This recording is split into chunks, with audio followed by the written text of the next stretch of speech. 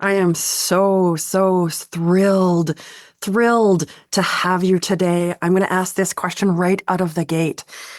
Alelia, so many people have had the privilege of introducing you as a journalist, as an author, as a historian, as a legacy keeper, so much more. I want to ask you this. How would you introduce yourself? Well, you really just said it. Those are the things that are important to me. And I feel fortunate that I come from a family that has a great story to tell. I feel fortunate that my parents encouraged me to follow my own path, which included writing and becoming a journalist. And now I just feel privileged to be able to tell that story to inspire others. I love that. I love that. Is there a through line that connects all of the chapters of your life together, like the newsroom, the books, the archives? Is there a through line that connects it all together? It's really me as a little girl discovering that I love to write, that when I wrote something, I could create a mood, I could tell a story, and it would have an impact. And that was like I guess some people early on they realize they can sing and they can carry a tune. That was not me. But my real passion and gift, I think, was the ability to tell stories. Oh, Whether I was writing about my family or not, I would have been a journalist, but to be able to have this extra bonus of this great family story has really propelled me. oh. Is there a part of your story that you wish people asked more often about? Hmm.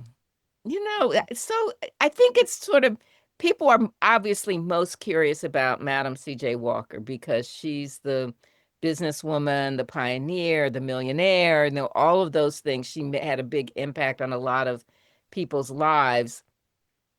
But it really is. I'm so glad now to be able to tell Alelia Walker's story, to have her out there because Mhm. she in real life and in the telling has been overshadowed. So I'm glad that we're learning about her. And I guess if there's something that I'd like to tell that I don't that's not sort of top of mind for other people, it's just what great parents I had, you know.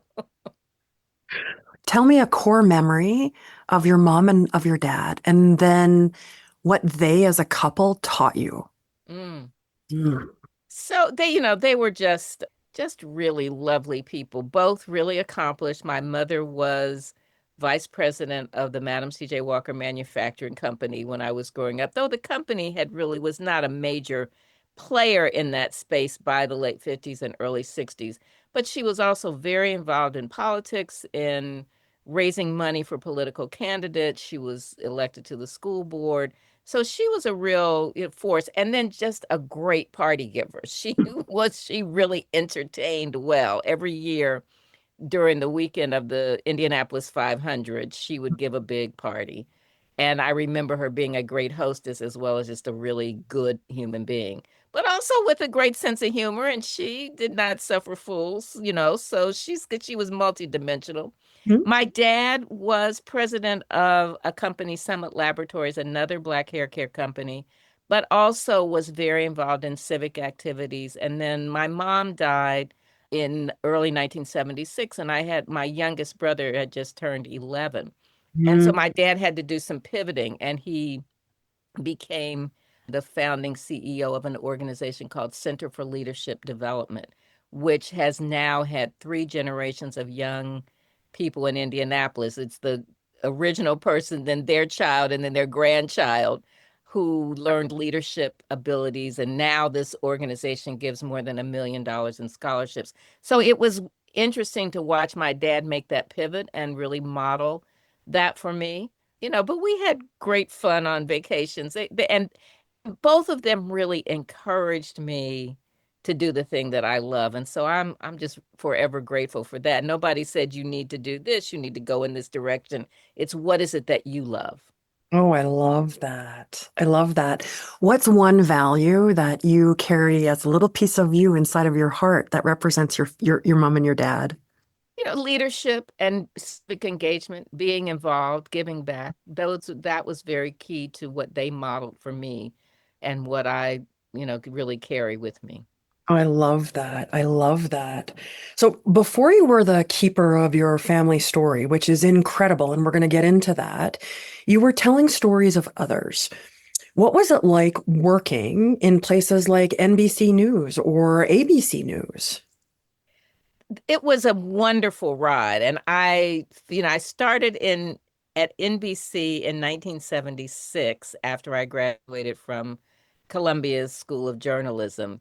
I worked there for 13 and a half years and then I switched to ABC. But that for me was kind of a golden era of television news. CNN was sort of came online a little later, like in the early 80s. So it was just three networks. And so to be at one of those three networks with the big name anchors and a big budget to go cover stories, whether it was a hurricane or a grain elevator explosion or, just something that was interesting, a human interest story, you had lots of resources that allowed you to do that with lots of really smart people and I think a lot of integrity.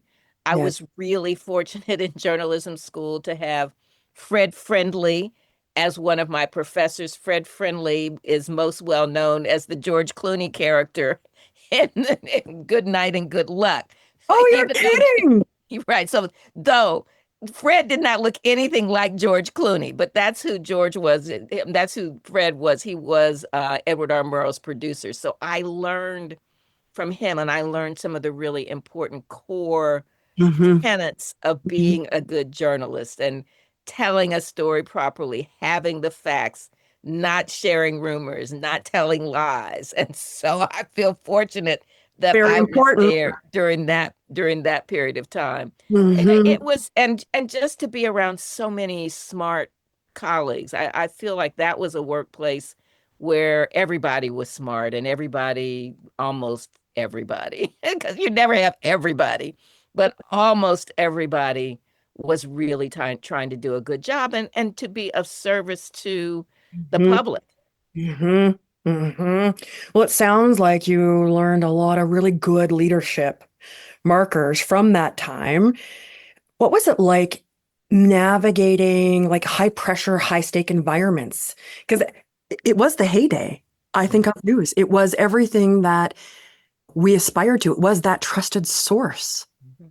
Yeah, what was it like Yeah, in it those high was stake environments? well, it was an interesting time to be there because when I started at NBC in the summer of 1976, women were just really being moving into those places. And we know sort of that early 70s as women were graduating from college and women were starting to go to med school, law school, business school in greater numbers. These doors were opening up. And when I started at NBC, I started in a management training program because the networks realized that they needed more women's voices. But the truth is, they had been sued by women because from the beginning of radio and television, when young women were hired, they were hired as secretaries and researchers.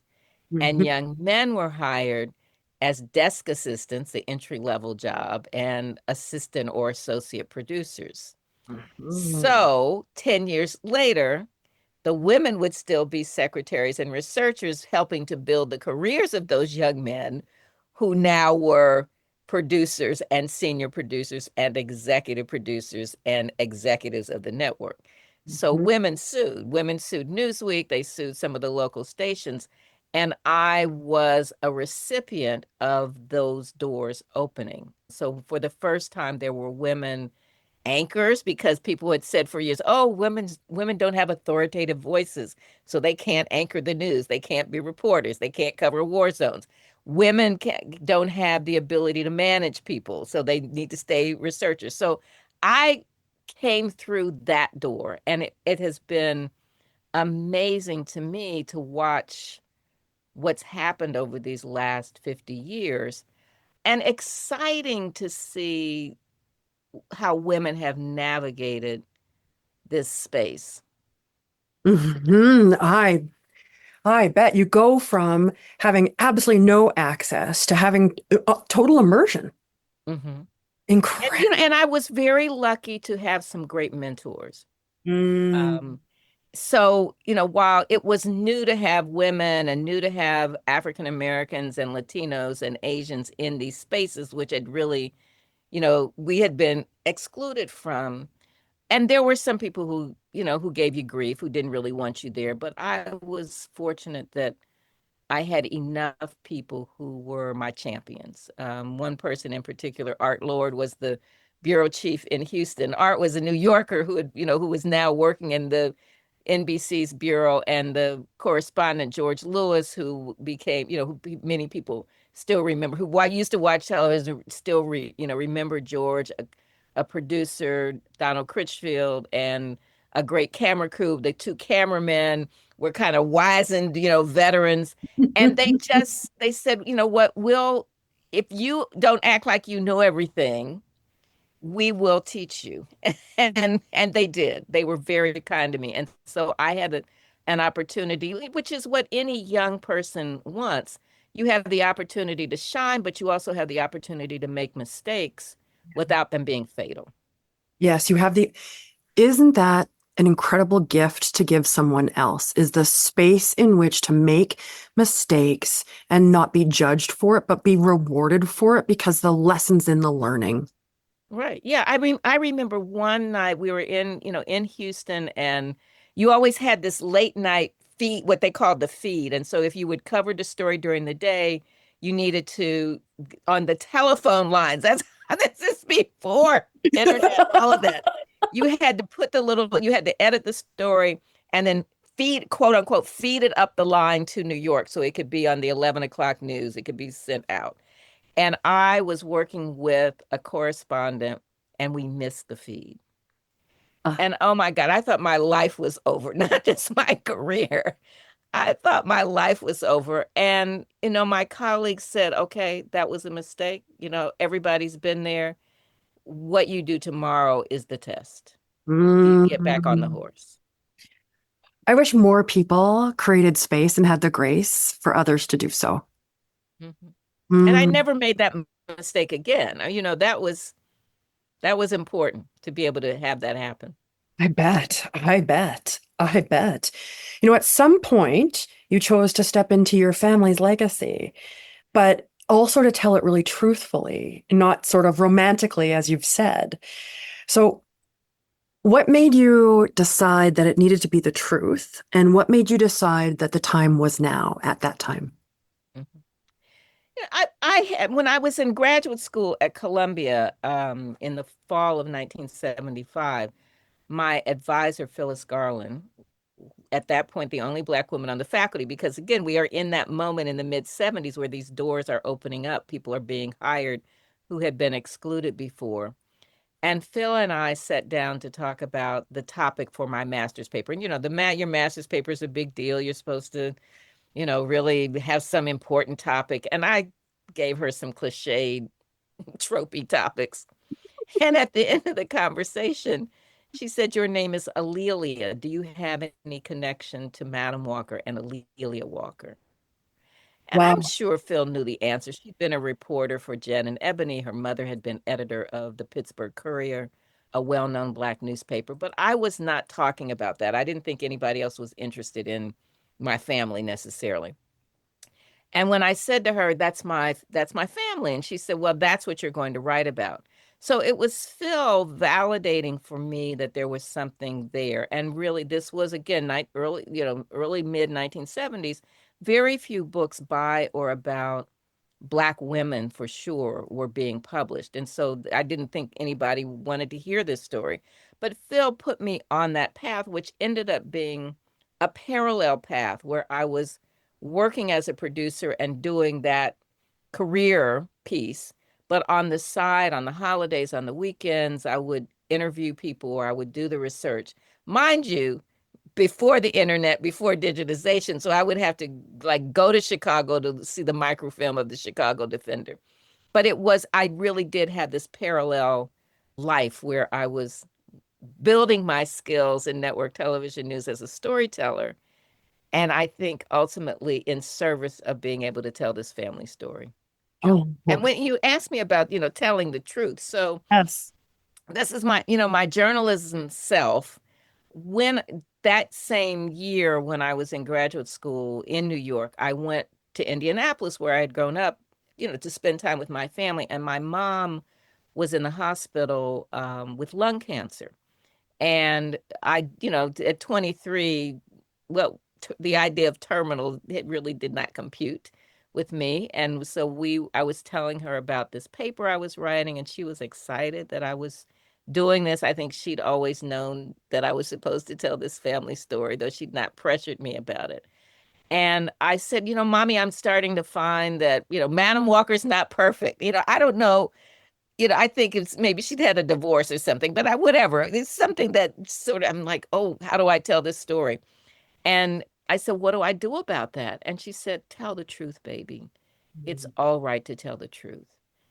And I hear from so many people who say they feel that they have to keep family secrets. They can't tell stories. They can't really tell the truth. But I think that was a great gift. It was one of my last conversations with my mom, and it kind of freed me to go where the story was.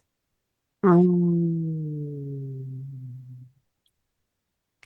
Having lost my own mother, do you ever find little bits of moments of time where you feel your mom's proudness shining through, whether it be a ray of sunshine, a person, a thing? Do you feel how proud she is of you?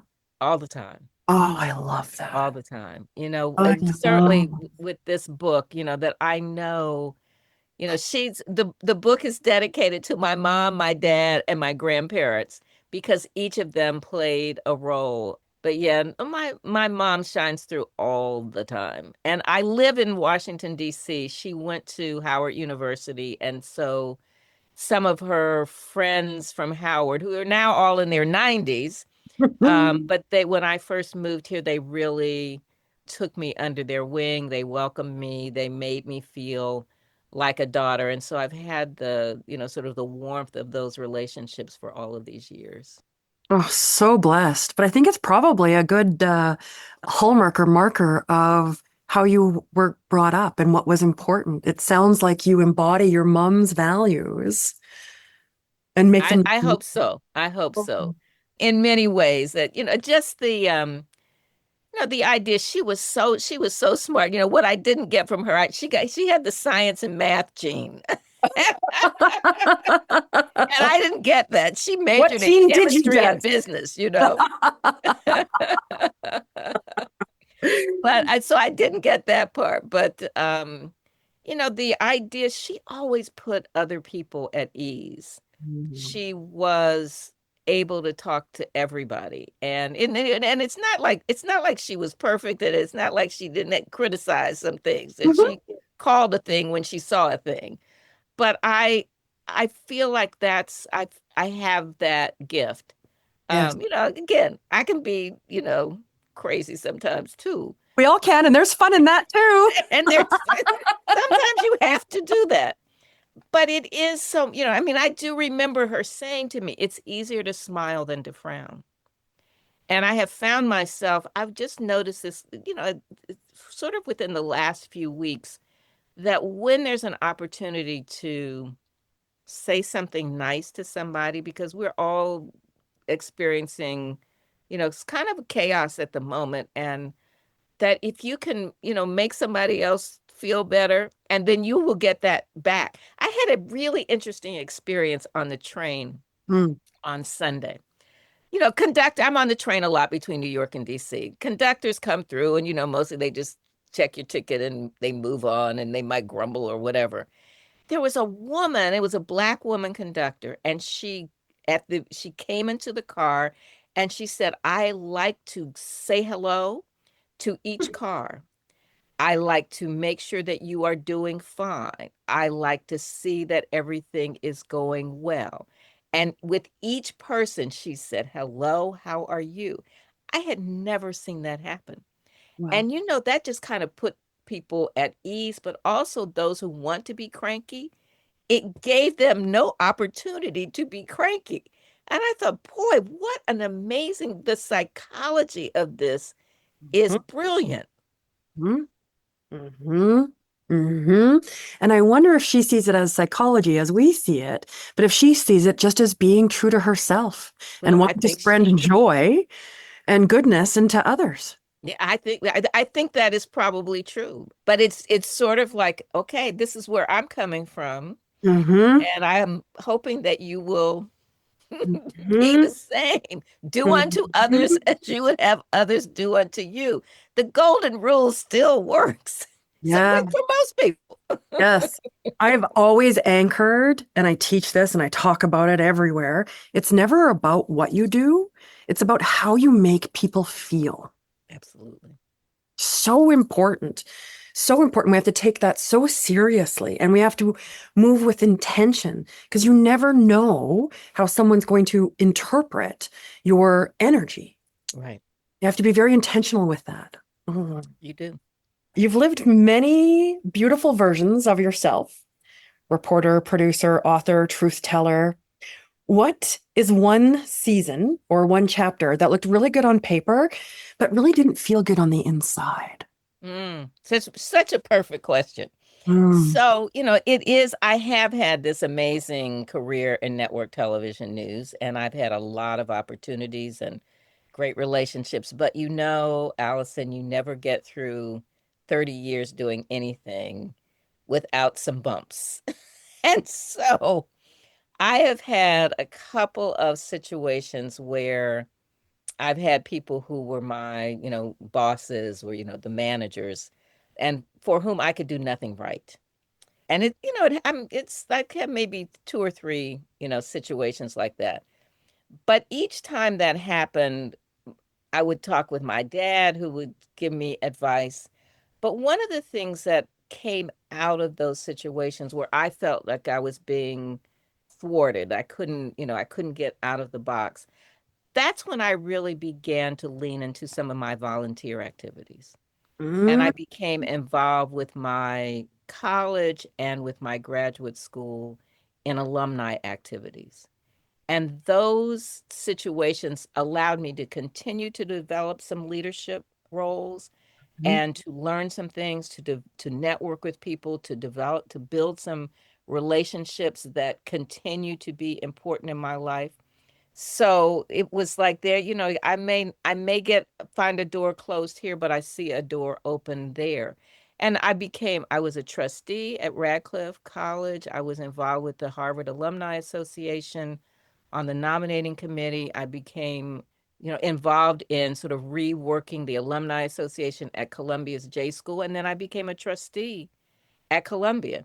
Incredible. So, and that was kind of my, side hustle in a way, Mhm. but I got great fulfillment in part because I was being pushed out of something else. Mhm. And there's another thing that goes along with this. There was one particular person when I was at ABC who, again, I just, no matter what I did, we did not get along. But I'm still trying to do my job. And I was so frustrated. And what you don't know, as you said, you don't know how other people see you, what other people are observing. And I had one of the best moments of my career, the best opportunities. My bureau chief in Washington, I was working for World News Tonight, which is based in New York, and I was one of the Washington producers, but I was not getting along with the person who was the executive producer. But my bureau chief in Washington, Robin Sproul, just, I wasn't working directly for her, but she was watching me. And at one point, she invited me to her office. And said, let's go to lunch. And she said, I've really been watching what you're doing, and there is an opening for a deputy bureau chief. Are you interested? So I was like, I've gone from purgatory and worse to this amazing opportunity. But I was just trying to keep my head down and do my job, and you know, it paid off. It did. It did. When you look back, what did you once believe about leadership that you now know to be true? Mm. That empowering other people Mhm. is what you should be doing.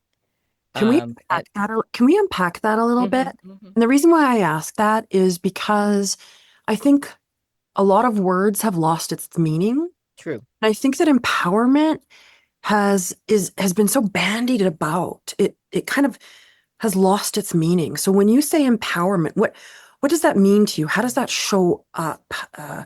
Yeah, it's just such He- a yeah. Helping people find their gifts, helping them find opportunities where they can shine, showing them something that they didn't realize about themselves. And in the same way that Robin did for me, and she saw something. I wasn't pushing for that. I wasn't saying, "Oh, I need you to promote me." She was seeing something in myself. Not that you shouldn't push. I'm not saying that. But how you give people opportunities, and that this sort of bully boss who demands things and throws things, and I saw some of those people. I didn't want to be that person because you learn as much from the bad bosses as you do from the good ones. But I have seen the fruits of that philosophy of empowering other people, giving people opportunities, showing them something they may not have seen. And within the last 6 months, especially as I've been traveling around with the book, there are a number of people who I've run into who've come to my book signings or I've done interviews, and they said, you were somebody I felt like I could come to your office and talk to you. You're somebody who helped open a door for me. And that is true of three people who are coming to mind. Tony Perkins, who is an anchor on the NBC affiliate in DC. And I happened to be in a position where I helped him have an interview with ABC, and he became the weatherman for Good Morning America. And now he's gone on to do other things. In a very little way, Jeff Bennett, who is the anchor for PBS NewsHour, was a young intern at ABC. And I was an executive at that point, and he interviewed me not too long ago. He's such a wonderful journalist, but he said when I got there, people said, "Oh, you've got to meet Amelia Bundes. You got to go by her office." And he said, that conversation was important to him. And then I spoke at a company in New York a couple of weeks ago. And yeah, I mean, I say young woman because she was young at the time, so was I. But she came and she said, when I was at ABC, you ran a mentoring program and we would meet once a month and you helped me, we moved from different one job to the other. And I was really intent upon giving some of those young people who might be stuck in one job or at one show the chance to rotate to another one. And she said that opened a door for me that I otherwise would not have been open. So I cherish those stories because in some small way, I might have helped somebody see something different. I wonder how long that value or that marker goes in your family history because the image that I just had in mind, what a full circle moment for an intern to become super successful because of part and parcel of himself and all of the other things but you, and then to full circle close the loop and interview you. And then I go back to the story you told about your dad with the leadership development and how you and how they have had generations of people to go through that. Mhm. Well, I There's hadn't something ever thought beautiful in about that it, Allison, bloodline, but I'm that's why telling you you. that's why you are so good at this. But that, I think that really is very much a Yes, family trait. great. My dad really, I mean, if I go somewhere and someone says, "Oh, your last name is Bundles. Do you know Henry Bundles?" And I'm like, that's my dad. And they're like, "Well, I was part of a Center for Leadership Development." And there was a phrase that he had them say at the beginning of every meeting about being on time. It was on time, in time, every time, except ahead of time, which is better time. And if you were one of those people who went through that program, you never forget that, and they are on time. So he really did develop now several generations of leaders. Certainly my mother, this was, I mean, her gift. We have a very good family friend who had got to maybe, and this is, years and years ago when I was a kid, she'd done a couple of years of college but hadn't graduated from college. And my mother pressed her, you've got to finish college, you've got to finish college. And she figured out ways to help facilitate that. And that family friend became a teacher and then became a principal and worked with a lot of kids who otherwise would have not been treated well. And even, because my mom worked all the time, we had babysitters and housekeepers, and my mother would make them get their GED. I mean, she wanted people to sort of, whatever realization that they needed. So yes, that is very much a part of my family. And obviously with Madam Walker, Yes. she was talk Same. about empowering people. She was helping women become economically independent, get a credential that let them have a business, get education, educate their children, buy homes. So, I had never thought of it in that way, but I think you were right. That is very much a part of my family legacy.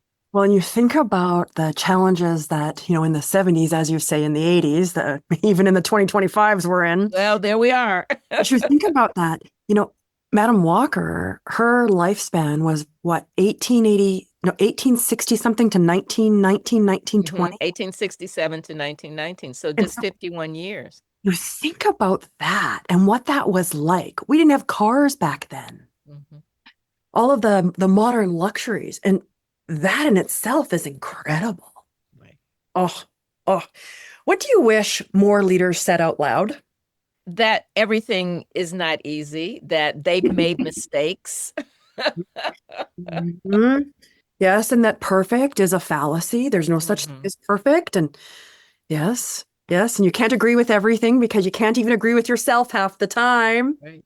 Oh my goodness. Oh, tell us a little bit about there's just somewhere I want to go. I want to touch on the Joy Goddess, but I also want to touch on a little bit of the Hollywood lever, that lever of the book that turned into, Octavia Spencer. Right.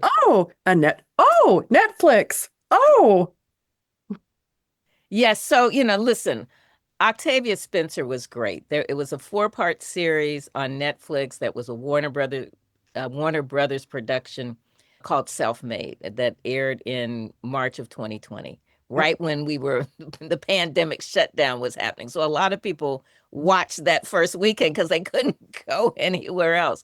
But Octavia was great. I just feel like every time she came on the screen, she embodied Madam Walker. And I think on a personal level, I mean, heard her tell stories about how Madam Walker was someone who was, set up as an example in her home.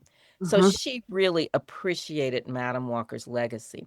Lots of people worked really hard on that, from the makeup people to the hair people to the set designers to the caterers, all of that. But I think many people know I ultimately was not thrilled with the overall production because I was hoping for something like Hidden Figures. And I feel like there was a little bit too much Real Housewives of Atlanta. So Oh, the showrunners, the managers, and the head writer, I think we're kind of leaning into the Hollywood cliches. And, the centerpiece of the story was two women at each other's throats. the And they made up drama. this kind of, yeah, the drama. And they made up this, that it was about Madam Walker's skin color, the other woman. They turned the other woman, in real life, Annie Malone, Madam Walker's competitor. I mean, they were not friends, but they were competitors, but both were really substantial. They both created jobs for women. They both were philanthropists. But in the film, to create a villain, they made Annie Malone into like a drug addict. I mean, it was just, and so it was just like too much overload of that kind of thing. And there were some other things, I don't want to go on and on about that. But I do know that many people watched it, and people tell me, oh, it was inspirational. I could see her perseverance, and that's what they keyed in on. And I am glad that many people were inspired. But I will say that there are times when people will say, "Oh, well, now what about this and that?" I'm like, that didn't really happen. And I feel like Oh, I'm having to kind of, say, here's what happened. Please read my book. tell the truth. Oh, It is, that's it's an interesting, the Hollywood thing it is kind of a double-edged sword. When you have a drama and it's not a documentary, that there's going to be literary license. I mean, that comes with the territory that there are characters who are conflated, there's situations that didn't really happen. And so I get that. I mean, I worked in TV news for too long not to understand how that works. But what I believe is that when you have an important historical figure, you want to kind of stay to the core of who they are. And I'm really fortunate that I do have friends who work in Hollywood, who work in theater, who work on Broadway, who want me to see me have a production that is closer to what I love. In fact, I just met with a friend who just left my house a few minutes ago, and we are starting to do some outlines. So I think this will happen. It may not happen, Hollywood stuff, all of this stuff takes years, but I do know that I have faith that I will get another crack at this. Oh, I certainly, if anybody, I certainly believe in your faith. Absolutely. Absolutely. Tell us a little bit about your new book, The Joy Goddess. First of all, Joy Goddess. Tell us about that name.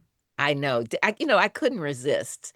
So Langston Hughes, the poet, called Alelia Walker, my great grandmother, the joy goddess of Harlem's 1920s, in his memoir, The Big C, that came out in the 1940s. So she'd been dead for about a decade, and he's kind of recounting his life and his travels.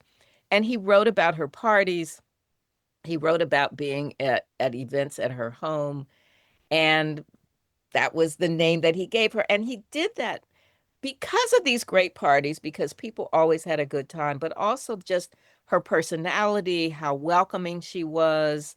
I guess that's also part of the family legacy, but she loved to host people and she loved to bring people together who ordinarily wouldn't have been in the same room. So, she grew up very poor in St. Louis. Her mother was a washerwoman until she was a teenager and until Madam Walker was 38. So she didn't have a lot growing up, but they always had music. Madam Walker, Sarah Breedlove, washerwoman in the choir in their church. Ragtime was being born in St. Louis in the 1890s when she was growing Wow. up. And for a while, they lived across the alley from Tom Turpin's Rosebud Cafe, where Scott Joplin played. And then in the public schools, the schools were segregated. And Mm. many of the principals, the Black principals, had gone to Oberlin, where they had a great music curriculum. But German musicians ran the music curriculum for the overall citywide school. So the kids were hearing ragtime on the street, music in the church in the choir, but they were learning German lieder for their spring festivals. So she was infused with this, and I think that love of culture that both women had, even when they were poor, translated into their lives when they now had wealth. So all of their homes had music rooms, had pianos and harps and victrolas. And so Alelia Walker's love of culture is in part what brought people to her. So Yeah. Harlem in the 19 teens and 1920s is becoming the Black cultural and political mecca because they have a business, they have wealth, everybody knows them, people come to their events, she hosts events. And then as the 20s, as the culture, the music, the theater, all of these things really ramp up during the 20s, she's the one who has the homes where people can congregate. Mm. What an incredible life. What, not only your great grandmother's, your grandmother's, your mother's, yours, incredible. What do you hope that people learn about joy, about leadership, about cultural courage Mhm. from that era? Because there's so much to learn, There's so much to learn. so much to learn, and I don't think we've done an adequate enough a job of looking at our past and learning from our past. And what do you think people will, what do you hope that people will learn about that? Well, when you say joy and goddess, I mean, those are, two really big words. That goddess is the sort of because she was regal and, because as one person said, she didn't just walk into a room, she swept into a room, and that people were drawn to her like bees to flowers. But that idea of joy and what that means, I think some people you could sort of write that off as, oh, that's just frivolous. It's just having Mhm. a good time. But joy is necessary. And joy is necessary, especially in a time when there's a lot of chaos around. Like you have to fortify yourself if people are losing jobs or people are going hungry or people are struggling, how do you sort of, tap into that reservoir of faith, of joy, of resilience? And that's really for me what the joy represents. And while we think of the Harlem Renaissance, the 1920s, the Jazz Age, as the Cotton Club and rent Yes. parties and, sort of just Yes. having a good time. But it was in some ways a response to some difficult times that Mm. people were having. America had just come out of World War I. There had been things like the Tulsa massacre. There was a lot of turmoil that people were experiencing. But when they got to Harlem and when they were at Amelia Walker's parties, they were free to create, free to, sort of overcome some of those difficult times. And out of that difficulty, out of that pain comes joy because we're not going to be beaten down by it. We're going to thrive. The ultimate metaphor of a phoenix. Hmm. Yes. Oh, fantastic. When you think about the future for women, for storytellers, for leaders, what feels the most urgent to you? Mm. Mm. We really are at a moment where I hope people are taking notes about what they are feeling. There's always, I think, a great flowering of creativity, whether it's dance, music, theater, acting, art, that comes from emotional challenges. And so I know that right now it for me sometimes it feels like, oh, am I doing enough? What is it? What more could I be doing? What could I be saying? What kind of impact should I be making? And I just think that we each have to do our own work. My work is writing. My work is telling stories. My work is having the opportunity to be out here talking about my book, but also talking about the ancestors and Yes. how the ancestors survived, how the ancestors, as we say, made a way out of no way, to encourage people not to be hopeless. Yes. You know, you have a lifeline of generations before you that have created sparks. I'm just going to call it that, sparks. I can see them everywhere. I can visualize your parents. I can visualize your dad, and I can just see that spark. That spark. What do you hope that your work continues to spark after you? One of the things that I love about what I do is that I let people know that telling your family story is important. Yes, I have these two famous ancestors, but I also have a lot of other family members who, for me, are heroes and heroines. And I try to encourage other people to tell those stories. And it's, whether it is saying, if your grandchild, every time your grandchild FaceTimes you, which is probably every night at dinner for a lot of people, have that child ask you one question about your childhood every night. Have them, so because sometimes a grandparent will tell a grandchild a story that they won't tell their own children. Yes. And if you tape that at the end of 3 months, you have a children's book, you have a story, you have something, but you also have begun to develop that intergenerational connection. And Mm. on a, that's on a small scale. That's on a what can you do? How can you get the next generation interested? My grandfather is part of the reason that I love history because he had great stories and he saved papers and he knew his grandparents' stories and all of those things. So that was an important touchstone for me. On a bigger level of, sort of people writing books, I'm really involved with an organization called Biographers International. Mm. And we that is has there's an annual convention every year, and it's everybody from Pulitzer Prize winners like Kai Bird and Tamara Payne and David Levering Lewis. And so there's that, set of luminaries. And then first time biographers, best-selling biographers, wannabe biographers, and we all come together. We're all doing this research. Sometimes these books take a decade or 2 decades, but I've really leaned into my involvement. And there's a group that we had a convention, a separate convention in Montgomery, Alabama in March that was focused on Black biography. 80 people came. We had great, told great stories. We went to Brian Stevenson's Equal Justice Institute and his sculpture garden and just really communed with that history and with the ancestors.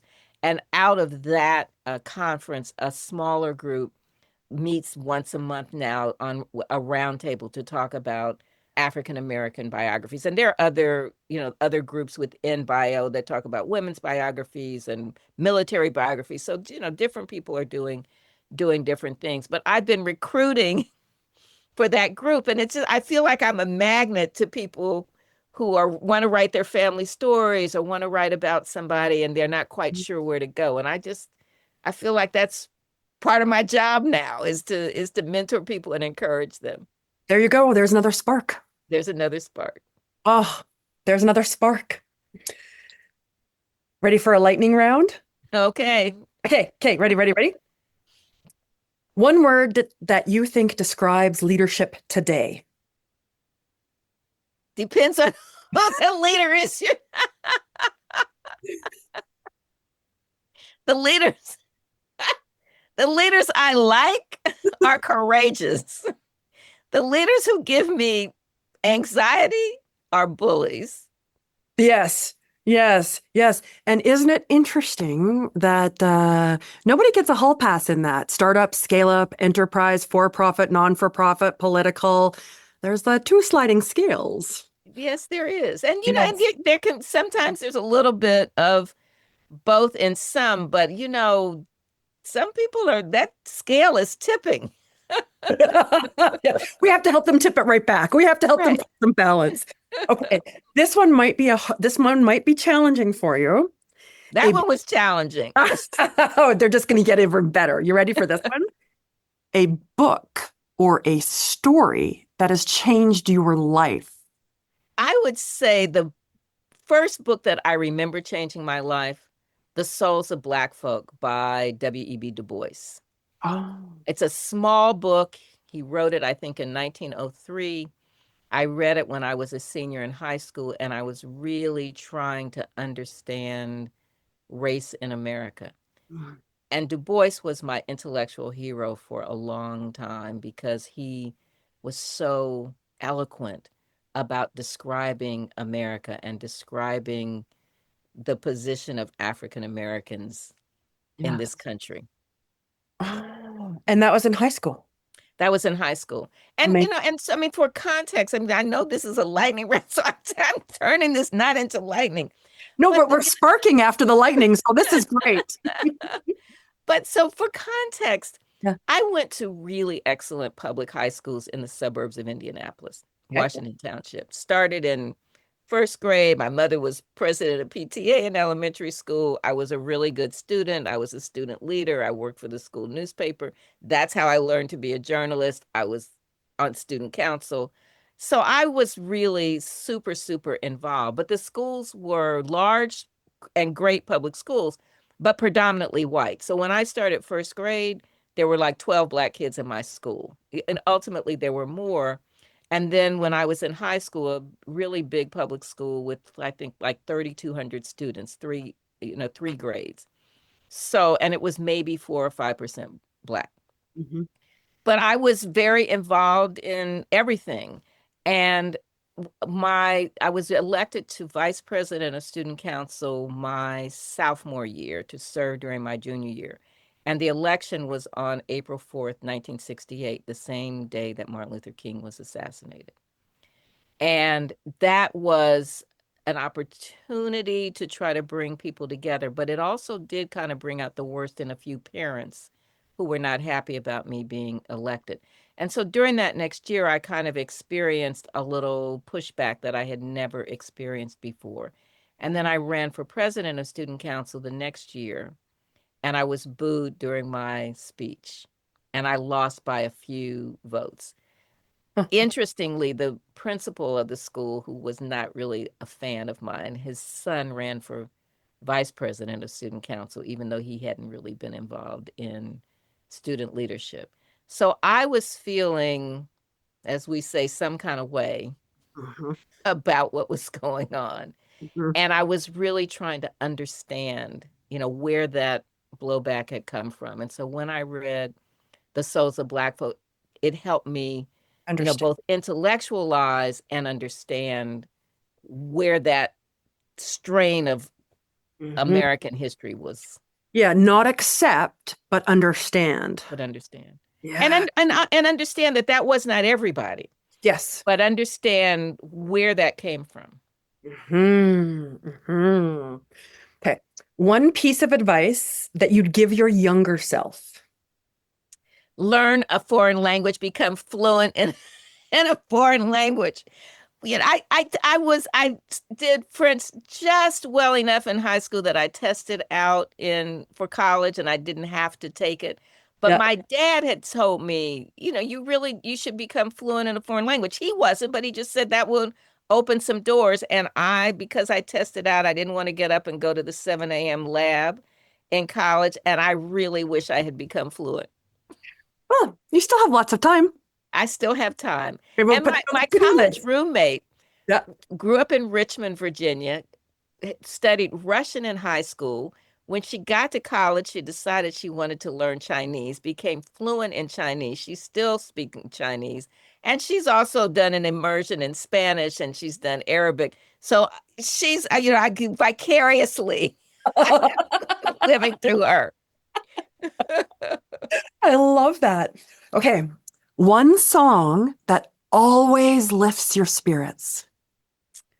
Oh, this is Harold Melvin and the Blue Notes. Wake up, everybody. Oh, I got it right Wake there. up, everybody. No more sleeping in bed. It's a song from, I think, 1970, and it's just a song about committing yourself to helping build your community, to being, to making sure that everybody has equal rights, is treated well. Wake up, everybody.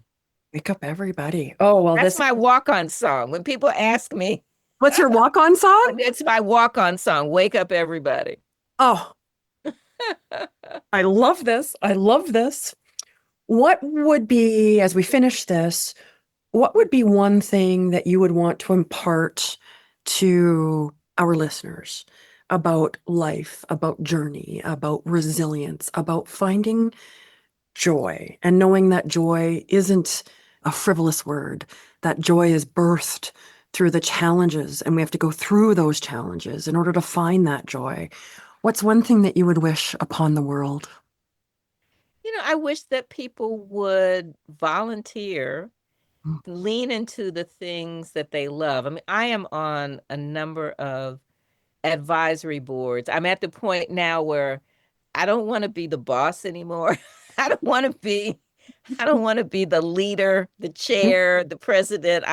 I've had that opportunity and I've enjoyed it and I, benefited from it and I hope I gave something. But now I'm kind of in that phase of life where I'm on advisory councils and advisory boards because I do want to continue to the degree that I have some wisdom to offer something. But for me, it's really important that we all use the gifts, use the talents, use the experiences that we had to try to lift other people up, to try to help other people, give your advice. If people want to take your advice, fine. But it's not life and death. It's like I'm offering it. I have some experience. I hope I have some wisdom. And here it is. Yeah, I love that. I love that. Thank you so much for spending time with me today. I am so appreciative. I'm honored. I'm grateful. I'm leaving inspired. They always say that you never know who you touch. And so, but today I get to tell you, you've sparked something inside of me. So thank you. So what? What are you ready to do next? I really want to take that spark about joy, about seeing things for what it is and choosing to see the goodness in it. That's what I think I'm going to do. Mhm. That's my spark. That's your And it spark. is a choice. It's It inside is of a here. choice. Yeah, I'm going to Right. take that spark that you gave me today. I'm going to put it right inside of here. Because you're right, it is a choice. And I think that's a brilliant reminder is that it is a choice. And we have, each and every single one of us, have that choice. And look at the choices that your family, your generations have chosen to make. And the result of that is living, breathing, the embodiment of everything that they've ever imparted, everything they probably ever wished and hoped for Yeah, is that's living, what and we all breathing. hope, that we are our ancestors' dreams. And what a privilege and a joy to speak with you. Thank you. I'm so glad that you reached out. Thank you.